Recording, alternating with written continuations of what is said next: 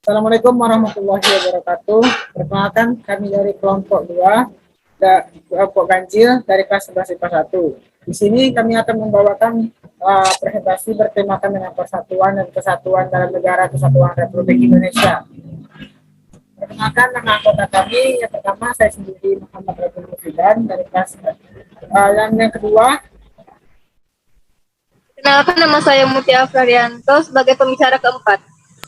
Perkenalkan, nama saya Rahmani Alfiwarda sebagai pembicara ketiga.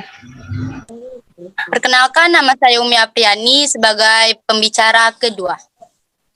Di sini saya akan membacakan pertama pengantar terlebih dahulu. Indonesia merupakan negara yang kaya akan keberagaman suku, budaya, dan bahasa. Hal ini merupakan anugerah Tuhan Yang Maha Esa yang harus kita syukuri. Cara kita mensyukuri perbedaan tersebut merupakan sikap dan perilaku kita dalam menjaga persatuan dan kesatuan. Negara Indonesia adalah negara kesatuan berbentuk republik di antara Samudra Pasifik dan Samudra Hindia, serta di antara benua Asia dan Australia. Persatuan secara sederhana berarti gabungan ikatan, kumpulan, dan sebagainya dari beberapa bagian menjadi sesuatu yang utuh. Atau dengan kata lain, persatuan itu berkonotasi disatukan bermacam-macam corak yang beragam ke dalam suatu kegiatan yang utuh. Pentingnya persatuan dan kesatuan bagi bangsa Indonesia adalah dalam rangka menjaga dan mempertahankan negara Indonesia, Republik Indonesia. Prinsip-prinsip persatuan ada 4. Yang pertama, Bhinneka Tunggal Ika. Yang kedua, nasionalisme. Bhinneka Tunggal Ika. Melalui prinsip Bhinneka Tunggal Ika, bangsa Indonesia wajib menjauhkan sikap-sikap menghentikan populisme, fanatisme yang berlebihan. Kedua, nasionalisme. Melalui penerapan nasionalisme, seseorang akan rela berkorban mendahulukan kepentingan bersama daripada kepentingan pribadi. Yang ketiga, kebebasan bertanggung jawab. Setiap individu memiliki kebebasan untuk menentukan kepentingan dan tujuannya, serta melakukan kegiatan yang dianggap penting. Dan yang keempat, wawasan Nusantara. Konsep kesatuan yang kita anut meliputi aspek alamiah, meliputi darat, laut, udara, dan konsep sosial, politik, budaya, ekonomi, pertahanan, sosial, dan keamanan. Baiklah, akan dilanjutkan oleh teman saya yang bernama Umi. Silakan Umi. Ya, baiklah. Adapun perilaku yang menunjukkan sikap menjaga keutuhan negara kesatuan Republik Indonesia. Yang pertama tadi ada nasionalisme, yaitu merayakan upacara di pegunungan Arfah atau Papua. Perilaku mencintai tanah air sangat penting dalam penghayatan wawasan berbangsa dan bernegara.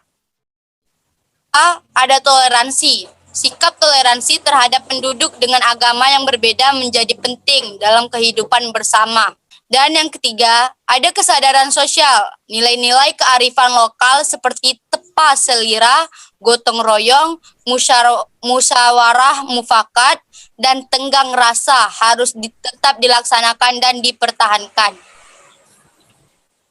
Yang kedua, sistem pemerintahan Indonesia setelah perubahan NRI tahun 1945 yang akan dilanjutkan oleh teman saya Rahmani Alfiwarda. Silakan, Rahmani. 2. Sistem pemerintahan Indonesia setelah perubahan NRI tahun 1945.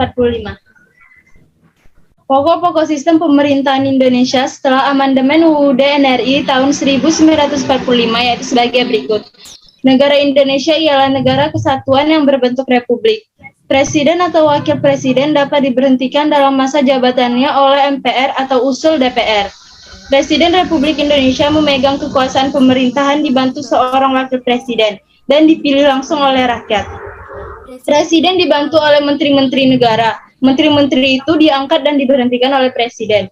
Dewan Perwakilan Rakyat memegang kekuasaan membentuk undang-undang. Dewan Perwakilan Rakyat mempunyai hak interpelasi, hak angket, dan hak menyatakan pendapat.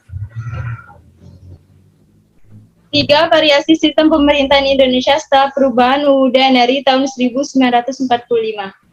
Variasi sistem pemerintahan Indonesia setelah perubahan UUD NRI tahun 1945, yaitu variasi pertama, dalam mengangkut duta dan konsul negara, Presiden tetap memerlukan pertimbangan atau persetujuan dari DPR. Terdapat di amandemen pertama UUD NRI tahun 1945.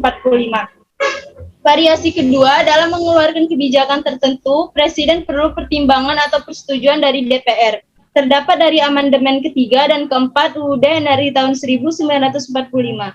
Variasi ketiga, parlemen diberi kekuasaan yang lebih besar dalam hal membentuk undang-undang dan hak budget atau anggaran terdapat di amandemen pertama dan kedua UUD NRI tahun 1945. Baiklah, akan dilanjutkan oleh pembicara keempat yaitu Putri Afra. Menambah persatuan dan kesatuan bangsa Indonesia. 1. Pancasila. Pancasila merupakan pandangan hidup bangsa. Yang kedua, Sumpah Pemuda. Ikrar tersebut menyatakan pentingnya persatuan dan kesatuan bangsa Indonesia. Yang ketiga, Bhinneka Tunggal Ika. Walaupun Indonesia merupakan negara yang majemuk dan multikultural, bangsa Indonesia tidak terpecah belah. 4. Semangat kebersamaan terhadap sesama anggota masyarakat, bergotong royong, serta toleransi antar agama. Faktor penghambat dan kesatuan bangsa Indonesia. Yang pertama, keberagaman masyarakat Indonesia. Keberagaman tersebut dapat menghambat persatuan dan kesatuan bangsa Indonesia apabila kita mencurigai orang yang berbeda dengan kita.